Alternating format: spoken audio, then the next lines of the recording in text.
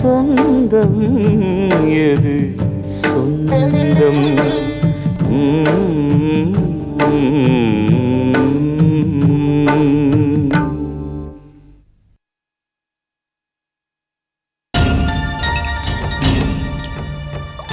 ஊத்துமா, நிறைய ஊத்து. சந்தோஷமா சாப்பிட்டோம்.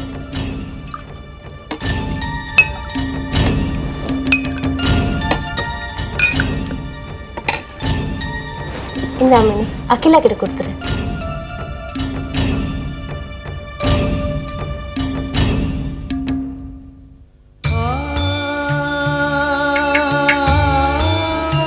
பாவம் குழந்தை, காத்தே இல்லை. என்ன பண்ண? ஷோ, அழக்கூடாது. ஸ்கூலுக்கு போனால் அழக்கூடாது. கத்தாதீங்க, தூங்குறோம். தூங்கு.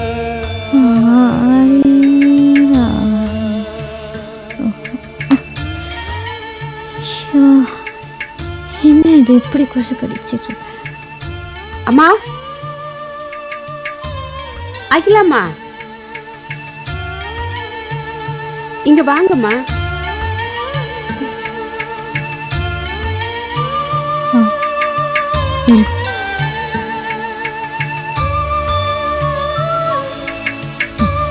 யாரு?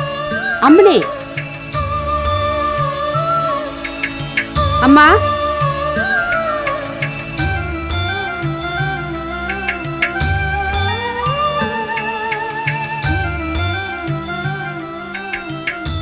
யாரு? அம்மனே. அம்னினா? அம்மனின்னா நான் தாம்மா அம்மனே. இந்தாங்க. என்னது? பாயாசம். பாயாசம்? பாயாசம்னா சாப்பிடுறதுக்கு. எதுக்கு? இன்னைக்கு விசேஷம். என்ன விசேஷம்?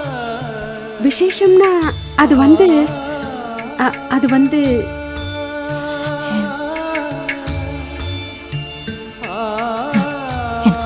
எனக்கு தெரியும். அம்மா,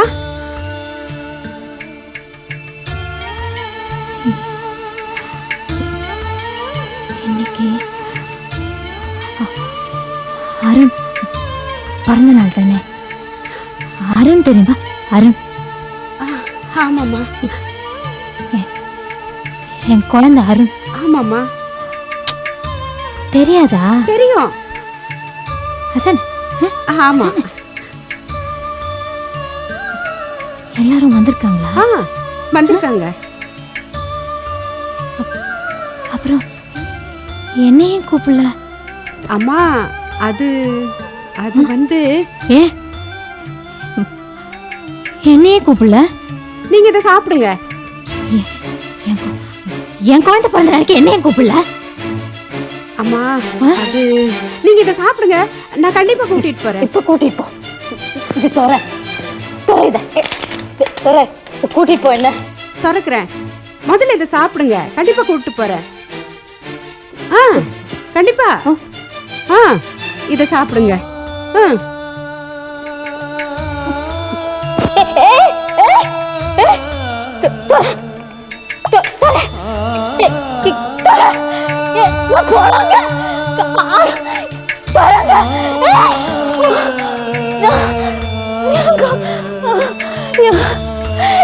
என்ன மாட்டீங்க?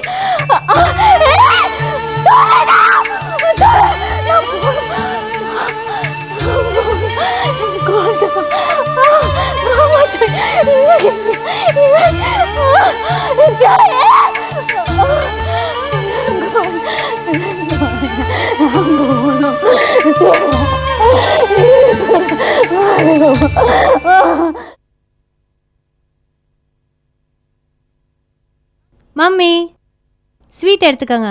எதுக்குமா வர்ஷா ஸ்வீட்டு? எடுத்துக்கோங்க சொல்றேன். டாடி, நீங்களும் எடுத்துக்கோங்க. எடுத்துக்கிட்டேன். அம்மா, என்ன விசேஷம்? எங்க போயிட்டு வர? கௌரி சங்கர் வீட்டுக்கு தான். கௌரி சங்கர் வீட்டுக்கா? நீ எதுக்கு அங்க போன? உனக்கு என்ன அங்க வேலை? டென்ஷன் ஆகாத மம்மி, எல்லா விஷயத்தையும் சொல்றேன். நல்ல விஷயத்த சொல்ல தானே ஸ்வீட்டோட வந்திருக்கேன். நீ முதல்ல விஷயத்த சொல்லு. அது நல்ல விஷயமானு நாங்க சொல்றோம். மம்மி, நான் கௌரி சங்கரை கல்யாணம் பண்ணிக்க போறேன். என்ன வர்ஷா, என்ன பேசுறேன்னு தெரிஞ்சுட்டு தான் பேசுறியா? டாடி, இந்தியால வந்து என் கல்யாணத்துக்கு மாப்பிள்ளை செலக்ட் பண்ணது தப்பு தான். ஆனா அமெரிக்கால அப்படி இல்ல. எல்லாருமே அவங்க இஷ்டப்படி தான் இருக்காங்க. பேரண்ட்ஸ் கூட ஜஸ்ட் ஃப்ரெண்ட்ஸ் மாதிரி தான். ஆனா இங்க படிப்புல இருந்து கல்யாணம் வரைக்கும் பேரண்ட்ஸ் தான் எல்லாத்தையுமே டிசைட் பண்றாங்க. டாடி, என் கல்யாணத்தை நானே முடிவு பண்ணது தப்பா? உன் கல்யாணத்தை நீ முடிவு பண்ணது தப்பில்ல வர்ஷா. அந்த கௌரியை செலக்ட் பண்ணியே அதான் தப்பு. இதுல என்னமா தப்பு? நானும் கௌரியும் ஏற்கனவே லவ் பண்ணிருக்கோம். கௌரி எனக்கு சொந்தமானவர். கௌரி இப்ப அகிலாவுக்கு சொந்தமானவன். அது நான் போட்ட பிச்சை. அப்படியே வச்சுக்கிட்டாலும் போட்ட பிச்சையை திருப்பி எடுக்கிறது நியாயம் இல்ல. வர்ஷா, அகிலா பாவம், நல்ல பொண்ணு. அவ வாழ்க்கையில விளையாடாதம்மா. இந்த சமயத்துல நீதான் அவளுக்கு சப்போர்ட்டா இருக்கணும். அதை விட்டுட்டு அவளுடைய வாழ்க்கையே பறிக்கிறேன்னு சொல்றியம்மா.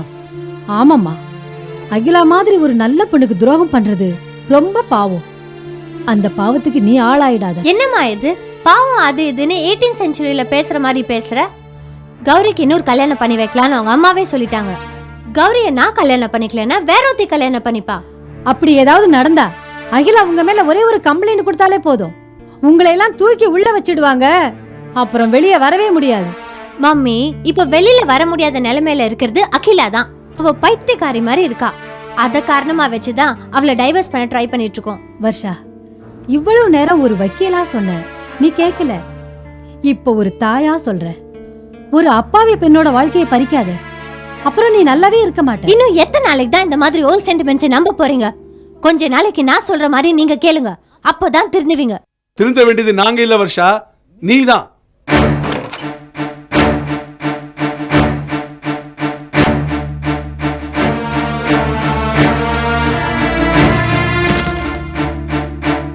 என்ன அப்படி பாக்குற? இந்த வீட்ல இனிமே இடம் கிடையாது, வெளில போயிட்டே இரு. டாடி, நீங்களுமா என்ன புரிஞ்சுக்கல? உன்னை நல்லா புரிஞ்சுக்கிட்டு இருக்கேன், அதான் பேசுறேன். கௌரி நடக்க முடியாம வீட்ல முடங்கி கிடந்தப்போ அகிலா தன்னுடைய வாழ்க்கையை தியாகம் பண்ணிட்டு இருந்தா. அவளையே அவன் ஒரு நிமிஷத்துல தூக்கி எறிஞ்சிட்டானே, நீ எந்த மூளைக்கு? உன்னுடைய பிடிவாதத்தை விட்டு நீ இங்க இருக்கிறதா இருந்தா இரு, இல்லன்னா இப்பவே வீட்டை விட்டு வெளில போயிட்டே இரு. டாடி, வர்ஷா நினைச்சா எதுவும் நடக்கும், நடத்தி காட்டுறேன். வர்ஷா, சுமார் மணி.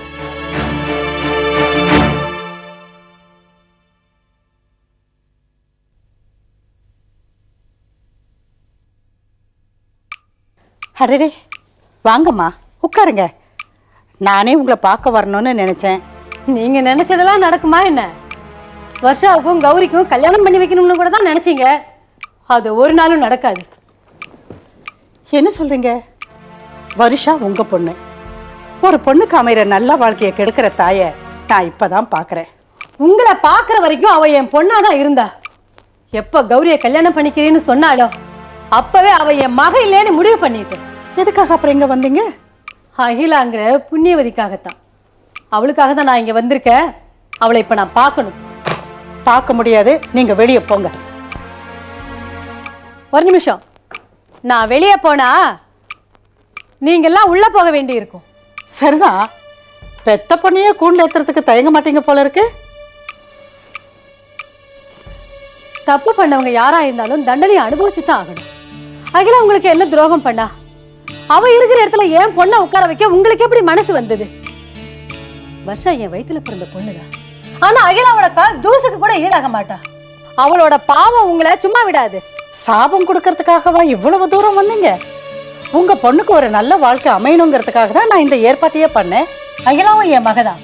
அவ வாழ்க்கையை கெடுத்துறாதீங்கன்னு கேட்கத்தான் வந்திருக்கேன். நீங்க ஏதோ திட்டத்தோட தான் இங்க வந்திருக்கீங்கன்னு நினைக்கிறேன். வீணா பேசிட்டு இருக்காதீங்க, கிளம்புங்க. அகிலாவை பார்க்காம நான் இந்த இடத்தை விட்டு போக மாட்டேன். நீங்களா போறீங்களா? வாட்ச்மேனை கூப்பிட்டுமா? ஓஹோ, மிரட்டுறீங்களா? நான் சாதாரண ஆள் இல்ல, ஒரு வக்கீல். நான் நினைச்சா ஹியூமன் டார்ச்சர்னு உங்களையும் உங்க மகன் கௌரியையும் 24 ஹவர்ஸ்ல உள்ள தள்ளிடுவேன். அகிலா இருக்கிற வீட்டுல அப்படி ஒரு அசம்பாவிதம் நடக்க கூடாதுன்னு பாக்குறேன். மேடம், என்ன நீங்க பாட்டுல ஏதோ பேசிட்டு இருக்கீங்க? லாயர்னா என்ன வேணா பேசலாம் நினைச்சிட்டு இருக்கீங்களா? எதுவா இருந்தாலும் கோர்ட்ல பேசிக்கலாம். முதல்ல இடத்த காலி பண்ணுங்க. நீங்களாம் ஒரு மனுஷனா? உனக்காகவே வாழ்ந்த அகிலாவை உன்னால புரிஞ்சுக்க முடியல? எல்லாருமா சேர்ந்து அவளை சித்திரவதை பண்றீங்க. ஒரு பொண்டாட்டியை ஒழுங்கா வச்சு வாழ தெரியாத உனக்கு எதுக்குடா இன்னொரு பொண்டாட்டி? மேடம், நீங்க அதிகமா பேசுறீங்க. எதுவா இருந்தாலும் கோர்ட்ல பேசிக்கலாம்னு சொன்னல, வெளியே போங்க. நீங்க பேசல கௌரி, உங்க டாக்டர் சர்டிபிகேட் பேசுது. சர்டிபிகேட்டை வச்சு ஒன்றும் பண்ண முடியாது. நான் கவர்மெண்ட் டாக்டர் கிட்ட செக் பண்ணணும்னு ஒரு ரிட் கொடுத்தேன்னா உங்க சர்டிபிகேட்டுக்கு வேல்யூ இல்லாம போயிடும். ரொம்ப ஆடாதீங்க. அகிலாவை பார்க்க முடியாதுன்னு சொல்லிட்டீங்கல்ல, எப்படி பார்க்கணும்னு எனக்கு தெரியும், பார்க்கிறேன். என்னடா கௌரி, இந்த அம்மா இப்படி பேசிட்டு போறா? நீ கவலைப்படாதம்மா, என்ன நடக்குதோ அப்புறம் பார்த்துக்கலாம்.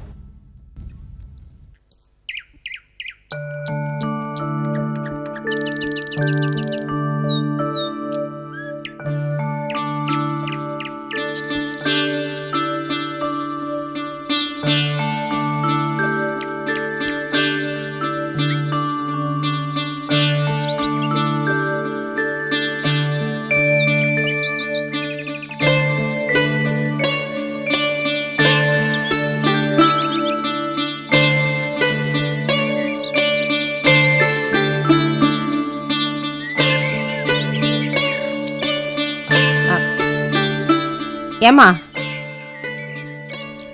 நீங்க கணேசன் ஒய்ஃப் தானே? நீங்க வேத மாமி தானே? ஆமா. உங்களை பத்தி என் வீட்டுக்காரரும் அகிலாவும் அடிக்கடி சொல்லுவாங்க. அப்படியா?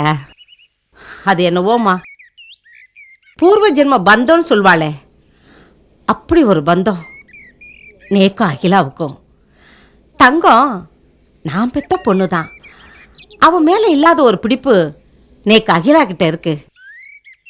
அவளை நான் என் வயிற்றுல சுமக்கலைனாலும் இந்த 20 வருஷமா என் நெஞ்சிலேயே சுமந்திருக்கேன். பகவான் அவளை நல்லபடியாக வச்சிருக்கணும். அது போட்டோம், அவ எப்படி இருக்கா? அதை நான் எப்படி மாமி சொல்லுவேன்? என்னம்மா, அகிலாவை பற்றி கேட்ட உடனே ஏன் உன் கண்ணு கலங்குது? அவளுக்கு என்னாச்சுமா? ஏன் ஒரு மாதிரியா இருக்க? சொல்லுமா. மாமி, இப்ப கூட நான் கோவிலுக்கு வந்தது என் குடும்பத்துக்காகவோ என் பொண்ணுக்காகவோ இல்லை மாமி. இந்த நிலையில இருந்து அகிலா மீண்டு வரணும்னு தான் இங்க நான் வந்திருக்கேன்.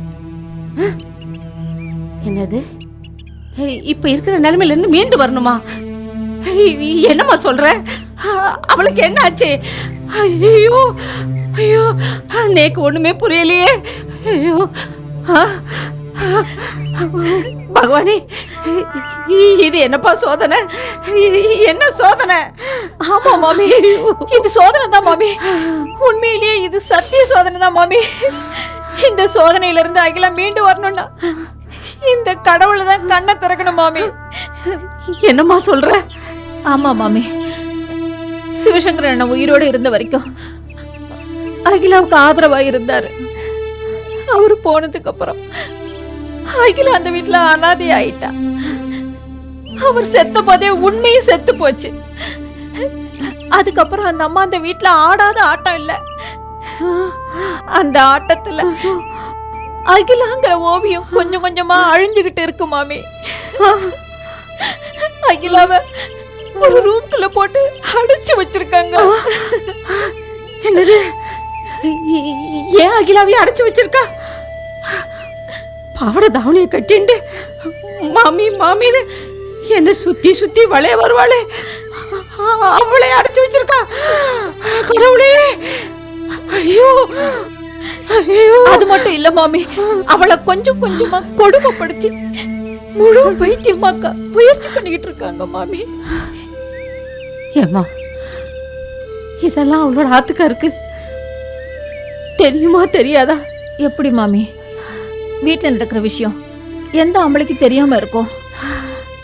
அகிலாவுக்கு முன்னாடி ஒருத்தி வந்து ஆட்டம் போட்டாலே வருஷான்னு ஒருத்தி. ஆமா, அவ இப்ப மறுபடியும் வந்து ஒட்டிக்கிட்டா போல இருக்கு. ஆத்தா கரியும் மகனுக்கு சப்போர்ட்டா இருக்கா மாமி. ஈஸ்வரா, பகவானே, கடவுளே, இதெல்லாம் கேட்கறதுக்காகவா நான் இன்னும் உயிரோட இருக்கணும்? சுந்தரம்பிள்ளை அண்ணாட்டியும் சாரதாட்டியும் இந்த விஷயத்த வந்து சொல்லலான்னு இருந்தோம். ஆனா அவங்க இதையெல்லாம் தாங்க முடியுமோ என்னமோ நினைச்சு பயந்து பேசாம இருந்துட்டோம் மாமி. ஆனா ஒண்ணு மாமி, இந்த நிலைமை நீடிச்சா அகிலாவை நம்ம பைத்தியமா தான் பார்க்க முடியும். யாருக்கும் எந்த தீங்கும் செய்யாத அகிலாவை கடவுள் ஏன் தான் இப்படி சோதிக்கிறானோ தெரியல.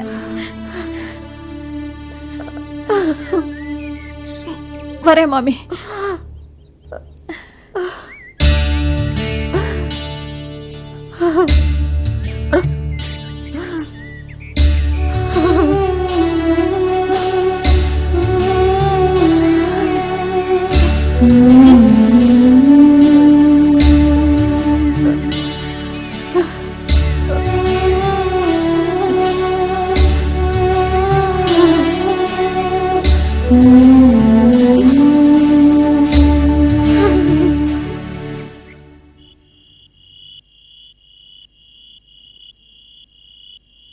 எங்க மாமி காலையில கோயிலுக்கு போனாங்க, இவ்வளோ நேரம் ஆச்சு இன்னும் காணமே.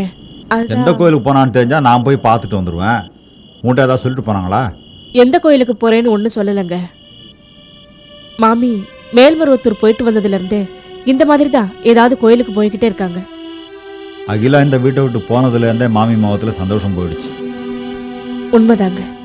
அகிலா அந்த வீட்டில் இருந்தப்போ மாமி எப்பவும் சிரிச்சுக்கிட்டு கலகலப்பா இருப்பாங்க. இந்த வீடே சந்தோஷமா இருக்கும். அகிலாவுக்கும் மாமிக்கும் ஏதோ பூர்வ ஜென்ம பந்தம் இருக்கும்னு நினைக்கிறேன். நீங்களே யோசனை பண்ணி பாருங்க. நம்ம பொண்ணு நல்லா இருக்கணுங்கிறதுக்காக தானே அவங்க இப்படி கோயில் கோயிலா போயிட்டு வராங்க.